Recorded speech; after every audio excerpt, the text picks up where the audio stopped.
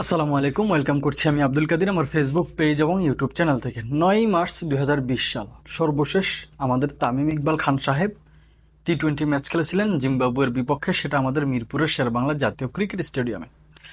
তারপর থেকে তিনি এখনো পর্যন্ত বাংলাদেশ জাতীয় দলের হয়ে কোনো টি-20 ম্যাচ খেলেননি। এবং তামিম ইকবাল ওই যে 2020 সালের 9ই মার্চ সর্বশেষ টি-20 ম্যাচ খেলেছেন জাতীয় দলের হয়ে, তারপরের 2 বছর পরে, তার মানে 2022 সালের দিকে তিনি ওয়েস্ট ইন্ডিজ সফরে থাকাকালীন একটা সময়টাতে একটা ম্যাচ শেষ হওয়ার পরে ফেসবুকে তিনি এটা লিখেছেন যে তিনি আর বাংলাদেশের হয়ে টি-20 ম্যাচ খেলবেন না। তার মানে টি-20 ক্রিকেট থেকে তিনি অবসরের ঘোষণা দিয়েছিলেন আজকে থেকে আরো 2 বছর আগে। এবং যখন তিনি টি-20-র এই ফরম্যাট থেকে নিজেকে সরিয়ে নিয়েছেন, ঠিক তারও 2 বছর আগে সর্বশেষ টি-20 ম্যাচ খেলেছিলেন। তো তামিম ইকবালের এই টি-20 অবসর নেওয়া বা সর্বশেষ তিনি কোথায় কবে ম্যাচ খেলেছেন, সেখানটা তিনি 41 রানের মতন করেছিলেন 33 বলে। ওইটা ছিল তার টি-20 ক্যারিয়ারের সর্বশেষ ইনিংসটা। ওভারঅল তিনি 1758 রানের মতন করেছেন, 103 রান তার হাইয়েস্ট স্কোর। 70+ তিনি ম্যাচ খেলেছেন বাংলাদেশের হয়ে টি-20-তে, সেটা একটা ভিন্ন আলোচনা। কিন্তু তামিম ইকবালকে বাংলাদেশ ক্রিকেট দল এই মুহূর্তে ফিরিয়ে আনছে বা ফিরিয়ে এনে তাকে বিশ্বকাপ স্কোয়াডে ঢুকিয়ে দেবে, এই ধরনের আলোচনা গত বেশ কয়েকদিন ধরেই হচ্ছে। একটা বিষয় তো সুনিশ্চিত যে আমাদের বোর্ড প্রেসিডেন্ট বা নাজমুল হাসান পাপন, যে নামেই আপনি তাকে চেনেন না কেন, তিনি কিন্তু তিনি এটা চেয়েছেন যে তামিম ইকবাল জাতীয় দলে ফিরে আসুক। তামিম ইকবাল শুধু ফিরে আসুক এটাই চান না, তিনি চান তামিম ইকবাল বিশ্বকাপ পর্যন্ত খেলুক। যেইখানটায় তামিম ইকবাল বিপিএল এ যে পারফরমেন্স করেছেন, বিপিএল এ অধিনায়কত্ব করেছেন, বরিশালকে জিতিয়েছেন, বিপিএল এর সর্বোচ্চ রান সংগ্রাহক হয়েছেন, বিপিএল এর প্লেয়ার অব দ্য টুর্নামেন্ট হয়েছেন। তো ওই পারফরমেন্সের পরিপ্রেক্ষিতেই কিন্তু নাজমুল হাসান পাপন চেয়েছেন তামিম ইকবাল টি-20 ফরম্যাটে ফিরে আসুক এবং বিশ্বকাপও খেলুক। এটা তার ব্যক্তিগত ভাবনা, এটা আমার আপনার অনেকেরই থাকতে পারে। কিন্তু তামিম ইকবালকে যখন জাতীয় দলে ফিরে আসতে হবে, তখন সেখানটা তামিম ইকবালের কি কি দরকার সেটা আমরা পরে বলছি। কিন্তু তামিম ইকবালকে জাতীয় দলে ফিরিয়ে আনতে হলে প্রথমত সবার আগে সর্বপ্রথম নির্বাচক প্যানেল গাজী আশরাফ হোসেন লিপু, হান্নান সরকার, আব্দুর রাজ্জাক রাজ, এই যে 3 জনের একটা প্যানেল আছে, এই প্যানেলে তারা আগে নিজেরা এটা এনশিওর করতে হবে বা নিজেরা এটা আলোচনা করতে হবে যে আমাদের তামিম ইকবালকে আসলেই দরকার। যদি তারা নিজেরা এই সিদ্ধান্তে পৌঁছতে পারে যে তামিম ইকবালকে তাদের দরকার বা টি-20 স্কোয়াডে দরকার, তখন তারা সেখানটায় অধিনায়ক আছেন, সেখানটায় প্রধান কোচ আছেন, বা আরো ক্রিকেট অপারেশনসের চেয়ারম্যান আরো অনেকেই আছেন যারা দল সংশ্লিষ্ট, যারা এই সমস্ত আলোচনাগুলো করেন, সেখানটায় তারা এই প্রস্তাবটা দিতে পারেন। আরেকটা বিষয় হইতে পারে, আমাদের ক্যাপ্টেনের কথা বলতে পারি, প্রধান কোচের কথা বলতে পারি, তারাও আবার ব্যক্তিগতভাবে তামিম ইকবালকে যদি দরকার হয়, তারা আবার সেটা নির্বাচকদের কাছে বা ক্রিকেট অপারেশনসের কাছে চাইতে পারে যে আমাদের পার্টিকুলার এই ক্রিকেটারকে দরকার। বা আমি যদি নাম ধরেই বলি, কেউ যদি চায় যে আমাদের তামিম ইকবালকে দরকার, তখন সেই বিষয়টা নিয়ে আলোচনা করা যায় বা তখন সেই বিষয়টা সামনে আসে। কিন্তু আমি যতটুকু জানি বা যতটুকু আমি শুনেছি, আমাদের ক্যাপ্টেন কি চান সেটা একটা ভিন্ন আলোচনা। ক্যাপ্টেন হয়তো বলতেই পারেন যে তামিম ইকবালকে আমাদের দরকার, বা সেটা একটা ভিন্ন আলোচনা। ক্যাপ্টেন ওইভাবে চেয়েছেন কিনা সেটাও ভিতরের আলোচনাটা এখনো বেরিয়ে আসেনি। তিনি গণমাধ্যমে যতটুকু বলেছেন যে তামিম ইকবালকে যেন বাংলাদেশ জাতীয় ক্রিকেট দল নিয়ে যেন তামিম ইকবাল পজিটিভলি চিন্তা ভাবনা করেন, এবং তিনি নাকি চেয়েছেন যে 3 ফরম্যাটেই তামিম ইকবাল ফিরে আসুক।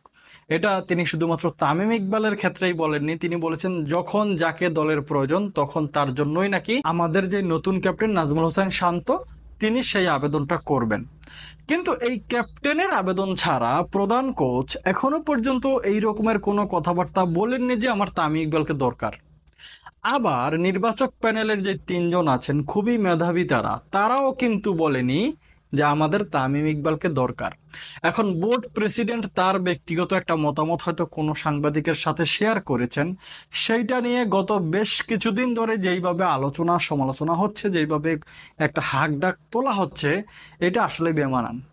এটা কেন করা হচ্ছে আমি এখনো পর্যন্ত জানি না। তামিম ইকবালের আলোচনা এবারটা আমরা ফিরে আসি। বাংলাদেশ ক্রিকেট বোর্ডের পক্ষ থেকে একে তো কোচ তো চাননি, নির্বাচকের প্যানেলে যারা আছেন তারাও কিন্তু চাননি যে তামিম ইকবাল টি-20 স্কোয়াডে ঢুকে যাক বা তামিম ইকবালকে তাদের টি-20 স্কোয়াডের দরকার। এটা হচ্ছে প্রথম কথা।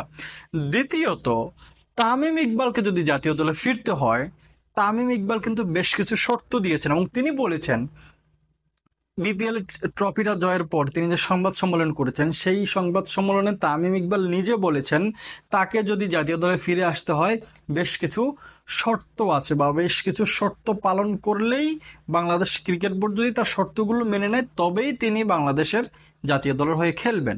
এখন তার শর্ত কি আমরা অনেকেই জানি, তদন্ত কমিটির রিপোর্ট অনুযায়ী এটা তো প্রতীয়মান, এটা তো প্রমাণিত যে চন্ডিকা হাথুর সিং এর সাথেই তো তামিম ইকবাল সব থেকে বড় সমস্যাটা তৈরি হয়েছে। যেখানটায় চন্ডিকা হাথুর সিং এর তার সেই বহাল তবিয়তে আছেন সেইখানটা তামিম ইকবাল আবার দ্বিতীয়বার ফিরে আসবেন কিনা, তামিম ইকবাল ফিরে আসলেও হাতুরুর সাথে তার সেই সম্পর্কটা ঠিক হবে কিনা, ঠিক হলেও সেটা কতটুকু ঠিক হবে, এত সমস্ত আলোচনার ভেতরে যখন কোনো একজন সাংবাদিক বা কেউ যদি এই রিউমারটা তুলে দেয় যে তামিম ইকবালকে বিশেষ কোনো একজনের ইচ্ছায় বা নাজমুল হাসান পাপনের ইচ্ছায় টি-20 স্কোয়াডে ঢুকিয়ে দেওয়া হবে, এটা স্রেফ গুজব ছাড়া আমার কাছে আর কিছু মনে হয় না। তামিম ইকবাল ওডিআই ক্রিকেটে ফিরতে পারেন, টেস্ট ক্রিকেটে তার যে ফিটনেস সেটা দেখে আমার কাছে মনে হচ্ছে তিনি টেস্ট ক্রিকেটেও ফিরতে পারবেন না। যদি ফেরেন ওডিআই ক্রিকেট, সেটা ভারতের সাথে আমাদের আরো 5-6 মাস পরে, সেখানটা তিনি সেই 5-6 মাস পরের ভারতের সাথে ওডিআই সিরিজের জন্য নিজেকে প্রস্তুত করতে পারেন। আবার আরো একটা কথাও শোনা গেছে যে তামিম ইকবালকে নাকি বাংলাদেশ ক্রিকেট বোর্ডের টপ লেভেলের কর্মকর্তা যারা আছে তারা তামিম ইকবালকে বলেছেন যে তামিম ইকবাল যেন সবকিছু ছেড়ে জাতীয় দলে ফিরে আসেন। আবার কেউ কেউ তামিম ইকবালকে পরামর্শ দিয়েছেন তোমার কোনো সিদ্ধান্ত বাংলাদেশ ক্রিকেট বোর্ড মেনে নেবে না, তোমার কোনো শর্ত মেনে নেবে না, তুমি যদি শর্তবিহীন আসতে চাও আসতে পারো, আর যদি শর্তবিহীন না আসতে চাও তুমি অবসরের ঘোষণা দিয়ে দাও। তো এই হচ্ছে তামিম ইকবালকে নিয়ে আলোচনা। এখন যারা বলছেন যে তামিম ইকবাল বিশ্বকাপে ঢুকে যেতে পারেন নাজমুল হাসান পাপুরের ইচ্ছায়, সেটা কিন্তু ভুল কথা। দেখেন, তামিম ইকবালকে যদি বিশ্বকাপের পরিকল্পনায় রাখা হতো, এই যে কন্ডিশনিং ক্যাম্প বা চট্টগ্রামে যে এই 26, 27, 28 3 দিনের একটা ক্যাম্প হবে, এই ক্যাম্পের জন্য যে 17 সদস্যের একটা দল দেওয়া হয়েছে, এইখানটায় তাহলে তামিম ইকবাল নেই কেন? যদি তিনি বিশ্বকাপ ভাবনায় থাকতেন, আমরা জানি মেহেদী মিরাজ বিশ্বকাপ ভাবনায় নেই, তিনি কিন্তু এই দলটাতেও নেই। আমরা জানি ফারবেজ হোসেন ইমন ওপেনিং স্লটের জন্য ভাবনায় আছেন, ব্যাকআপ ক্রিকেটার হিসেবে ভাবনায় আছেন, তিনি কিন্তু এই 17 সদস্যের দলে ঢুকে গেছেন। হাসান মাহমুদ আছেন পেস ইউনিটে, তানজিম হাসান সাকিব আছেন পেস ইউনিটে, আফিফ হোসেন ধ্রুবকেও কিন্তু ঢুকানো হয়েছে। আফিফ হোসেন ধ্রুব ডিপিএল 12-13টা ম্যাচ খেলে একটা 50 করেছেন, 200 রানও করতে পারেনি। তো তাকে কেন আনা হয়েছে? কারণ তিনি বিশ্বকাপ ভাবনায় আছেন, তিনি পরিকল্পনায় আছেন। কিন্তু তামিম ইকবাল যে বিশ্বকাপ পরিকল্পনায় নেই, এইটা প্রমাণিত হয় বাংলাদেশ দল যে 17 জন একটা স্কোয়াড দিচ্ছে সেই স্কোয়াড দেখলে। ভালো থাকবেন, সুস্থ থাকবেন, আল্লাহ হাফেজ।